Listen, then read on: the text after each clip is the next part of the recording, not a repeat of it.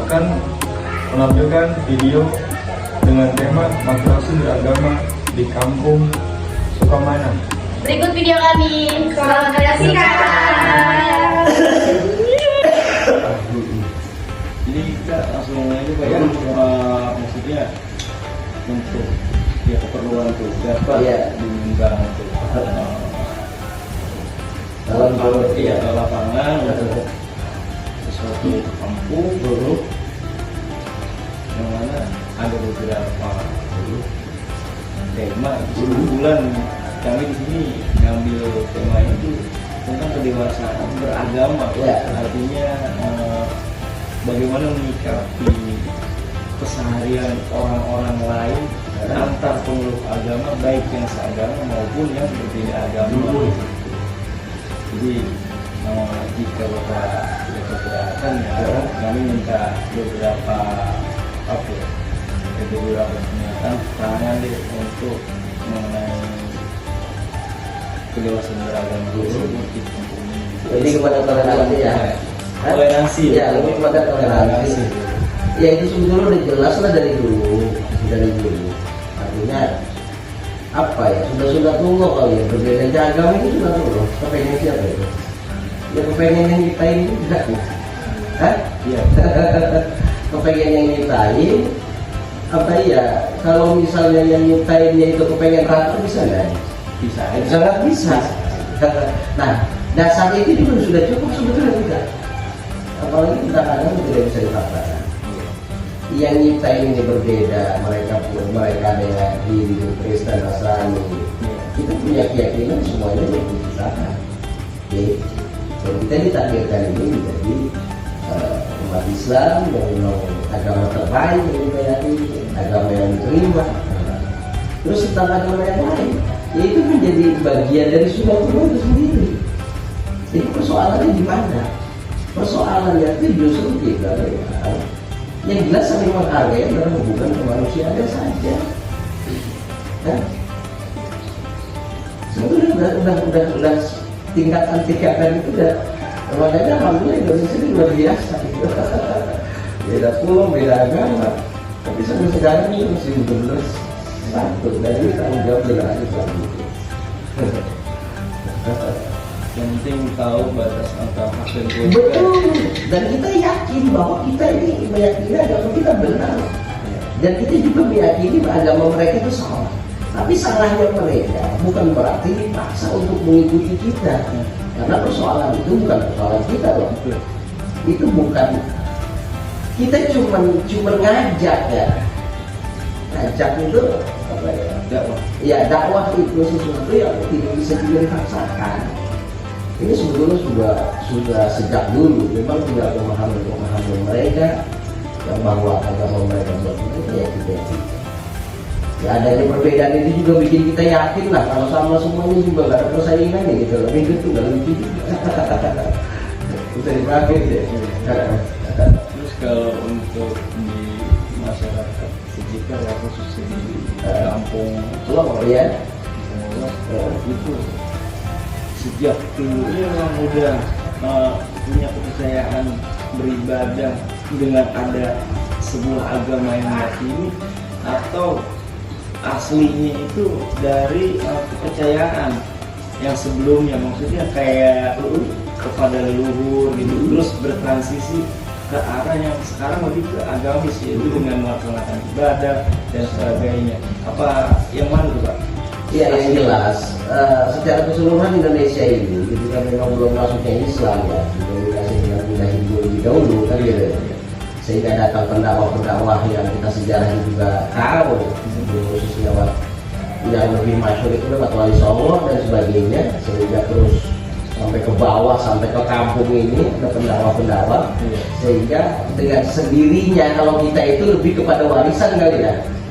Ya mungkin lebih begitu karena kakek nenek kita juga gak muslim. Nggak tahu juga kalau kita nanti lahir di Inggris mungkin kita bukan yang muslim juga.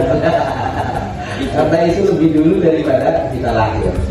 Nah keuntungan nenek moyang kita memang ada pendakwah yang datang ke Indonesia, sehingga dari dinamisme dan sebagainya dirubahlah. Mungkin dalam bahasa Islam itu dapat hidayah, sehingga masuk Islam.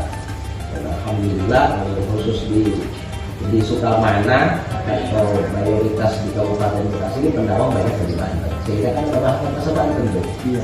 Banyak sebetulnya ada agama agama itu dari Banten. Bahkan kami sendiri ini keturunan Bekasi. Makanya ada banyak di kampung-kampung ini bahasa Banten.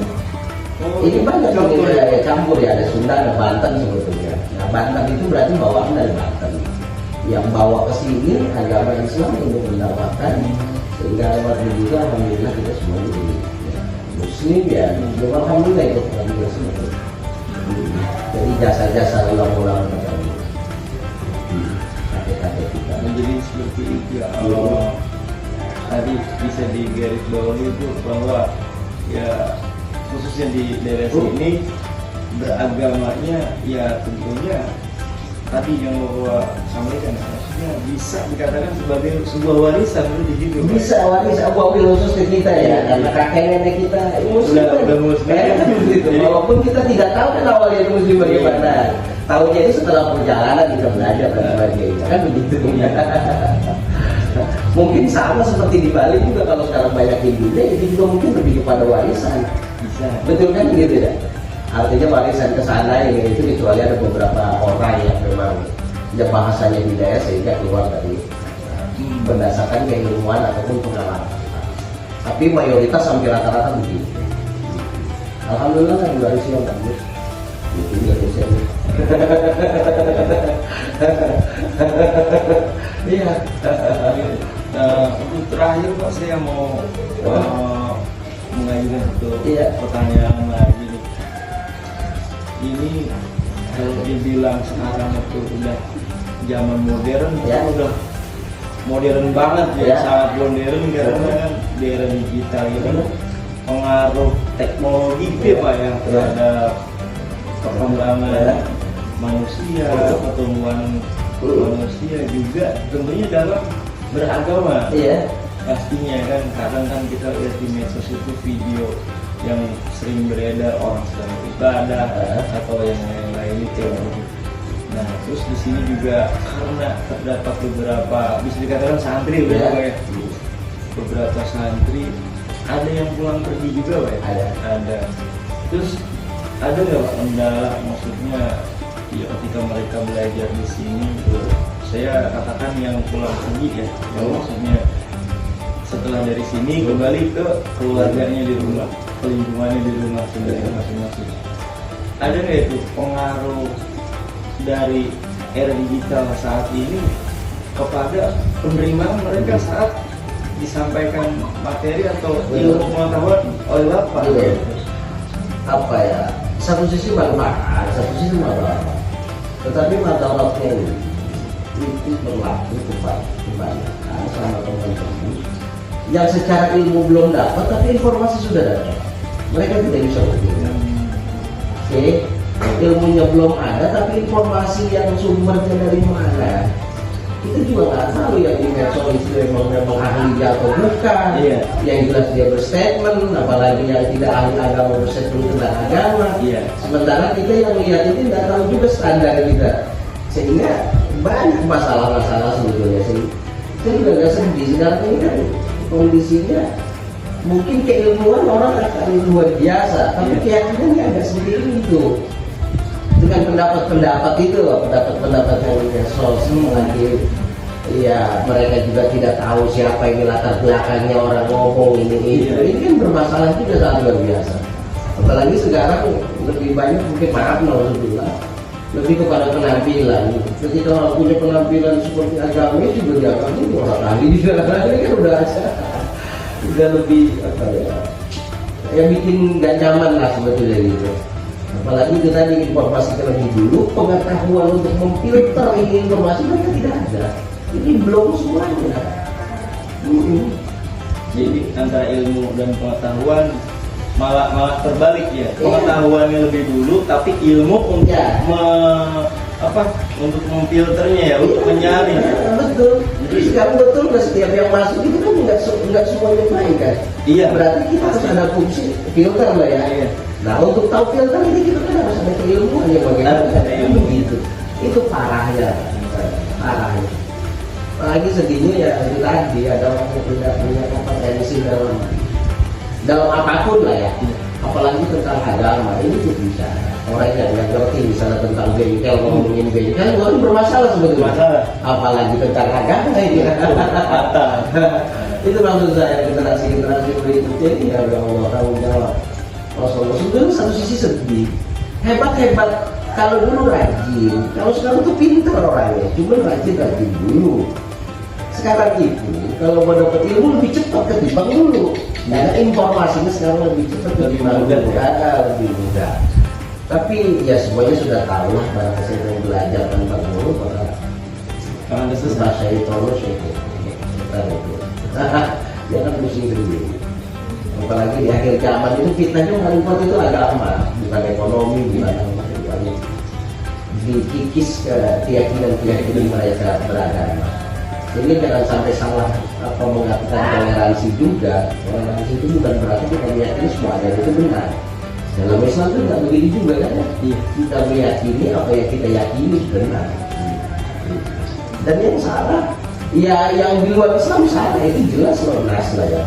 Artinya toleransi kita unsur kemanusiaan saja, unsur kemanusiaan. Toleransi itu bukan kita mengakui bahwa mereka itu kita ikut ibadah, mereka membenarkan itu juga nggak bisa ada batas-batasan tertentu dalam toleransi.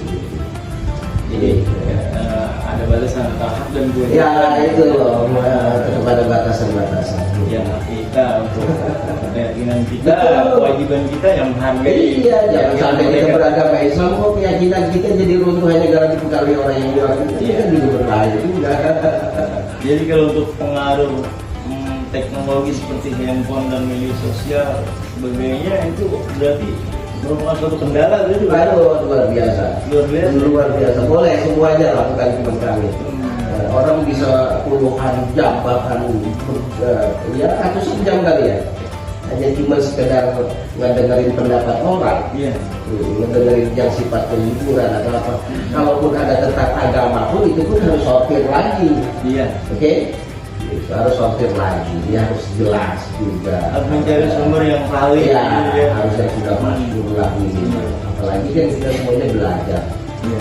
Belajar itu bahwa ya semua potensi agama ada perpecahan, potensi agama ada pemahaman yang juga berbeda.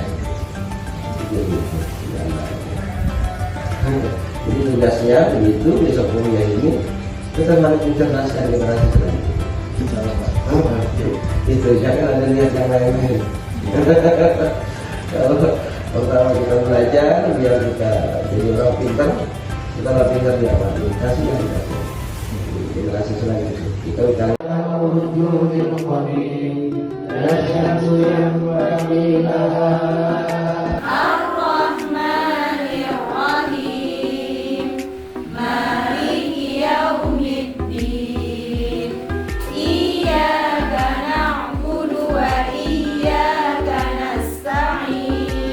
kan 11 anak, dan dari perkawinan ini juga kami anak-anaknya oleh orang tua kami alhamdulillah dididik